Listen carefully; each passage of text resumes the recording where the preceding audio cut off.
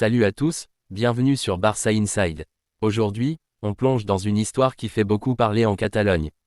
Lamine Yamal, la pépite du Barça, aurait été trahi, mais par qui? Et pourquoi? On vous dit tout dans cette vidéo, restez jusqu'à la fin pour comprendre l'affaire en profondeur. À seulement 16 ans, Lamine Yamal est déjà un phénomène. Formé à la Masia, il est devenu en quelques mois un joueur clé de l'équipe première. Il a explosé sous Xavi, il a porté l'Espagne en Euro, et il incarne l'avenir du club. Mais une telle ascension attire forcément la jalousie, les critiques, et parfois, des coups bas. Pendant l'Euro 2024, Yamal et Nico Williams ont formé un duo explosif. Leur complicité sur le terrain a fait rêver les fans du Barça.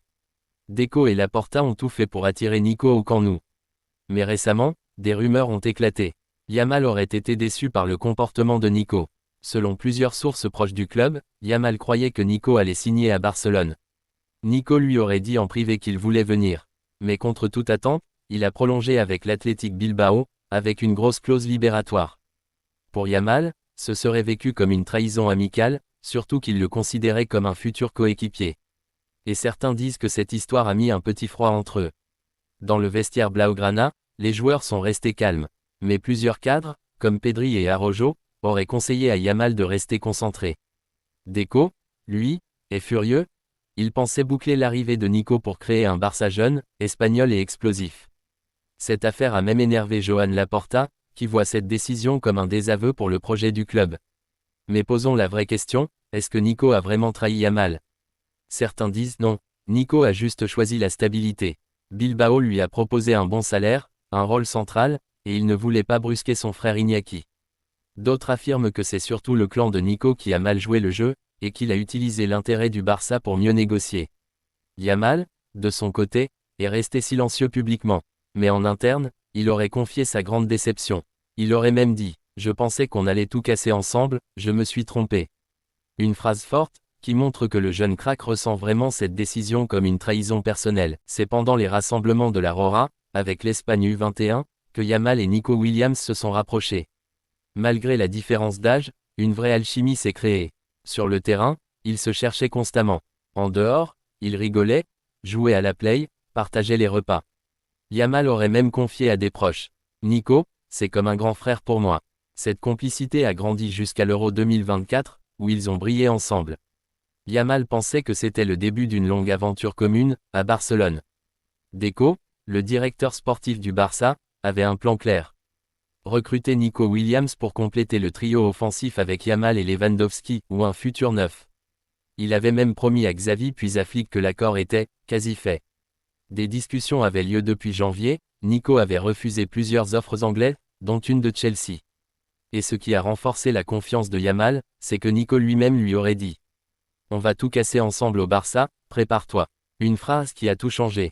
Alors que tout semblait bouclé, Nico annonce sa prolongation avec Bilbao jusqu'en 2027, avec une clause énorme. Le Barça est choqué. Deco explose de colère en interne. Et Yamal, lui, tombe de haut. Selon un journaliste catalan, Yamal aurait appris la nouvelle sur son téléphone, en pleine séance de soins. Il n'y croyait pas. Il aurait même lâché. C'est une blague. Il m'avait dit qu'il allait signer. Le sentiment de trahison est profond. Pas seulement footballistique, mais personnel. D'après les confidences d'un membre de l'entourage de Yamal, il n'en veut pas à Nico de ne pas signer, mais de l'avoir laissé croire à quelque chose de faux. Yamal se sent utilisé, manipulé. Il pensait que leur amitié était vraie, sincère. Mais certains pensent que Nico a joué un double jeu, il aurait utilisé le Barça pour faire monter les enchères avec Bilbao.